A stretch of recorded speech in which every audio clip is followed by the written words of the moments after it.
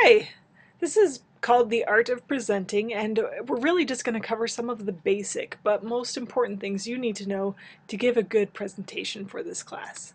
So first of all, color. Color might seem really basic, but it can have a big impact on how much your audience can see and understand. Dark colors obviously look better on a light background, and light colors obviously look better on a dark background. You can see that yellow especially will fade right into white, but on a dark background it pops. And so you want to really pay attention to that. Next thing you might want to think about is complementary colors. Again, there are some colors that will make other colors stand out. And so your complementary colors are usually the kind of colors that you would see for sports teams. Red and green, yellow and purple, orange and blue. And you can use these same colors to make your text or ideas stand out too. Another thing to be aware of is how colors can make people feel. Warm colors tend to give people feelings of energy and excitement. Cool colors tend to give people a sense of calm or relaxing or everybody get along. So keep that in mind as you're designing your slides as well. Here are some examples. Looking at them, can you see which slides are effective and which are not?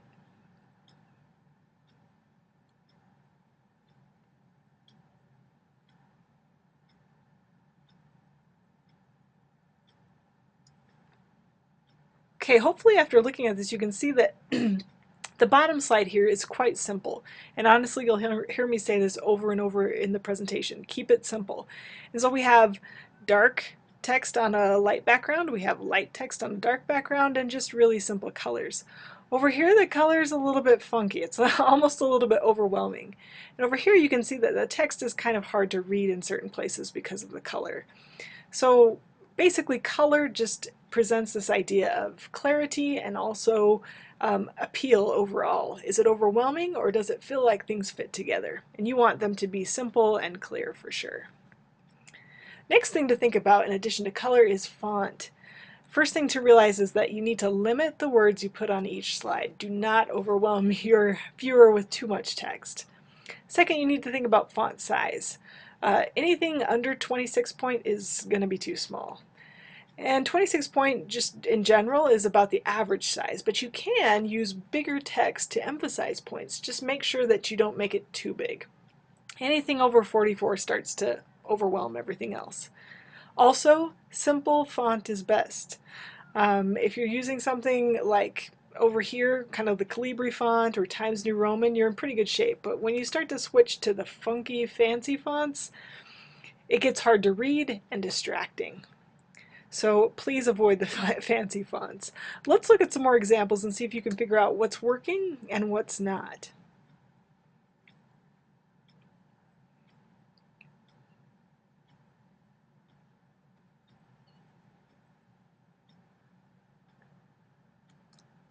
Okay, so with looking at this, hopefully you notice that this slide and this slide have way, way too much text on them.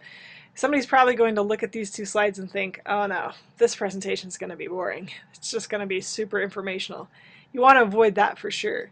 Over here we have the problem of maybe being a little bit too cheesy. You want to kind of be careful about word art. And down here though we can see that there's simple text, it's easy to read, there's not too much, and it's very clear. And that's kind of what you want to shoot for. Pictures. Just like font and color, pictures can make a huge influence on how your ideas are emphasized throughout your presentation. One of the things you want to watch for is, again, simplicity. 3 or less is usually best. Focus. Use size to show importance. In this example, obviously, this picture of the flower is going to be more important than this smaller picture. Be consistent. Try not to include like cartoon style pictures with photographs. You want to make your whole presentation look like it's connected and flows, and using the same kind of pictures will help that to happen. And then finally, resolution. Pay attention to the resolution of your photographs because that will make it easier for your viewers to see and make the whole thing look more professional. So let's look at some examples again. What's working and what's not.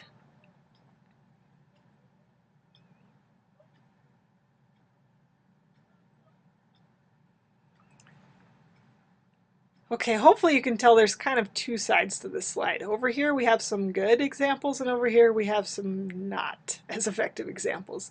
Down here especially we have a slide that's just got tons and tons of information visually, and it's really overwhelming. Especially with graphs, you really want to limit a graph to one per slide, like what we have over here. Anytime you have animated glyphs, they're not flashing right now, but you pretty much want to avoid those across the board. It's much more effective to use pictures kind of as a metaphor, so we see, standing out from the crowd, this whole idea of, here's everybody that's blending in, and here's the guy who sticks out. Be careful about using pictures as a background. It can be very effective, like you see here with a picture in the background, but over here you can tell that the background's making the text hard to read. Overall, you just want to stick with simple, easy to read, and have your image connected to whatever you're saying on that slide, and you'll be in good shape. Finally, and probably most importantly, be sure to edit and practice. And this applies to whether you're giving a face-to-face presentation or something online. Small grammar mistakes are very noticeable. Be sure that you edit or you have somebody else look through your slides. And hopefully, because you only have a few pieces of text on each slide, this should go pretty easy, but you don't want to miss those grammar mistakes. Also, practice talking slowly. Make sure that if you do a recording that you listen to yourself and pay attention to where you need to slow down a little bit. If you're giving a face-to-face presentation, you want to make sure that you're prepared to face the audience 90% of the time. If you're doing a screencast, you want to make sure that your voice is clear, and also that when you're moving through animation, or if you're having things show up at different times, that's timed with your voice. And that's the art of presenting. If you have any questions or concerns, let me know. Thanks for listening.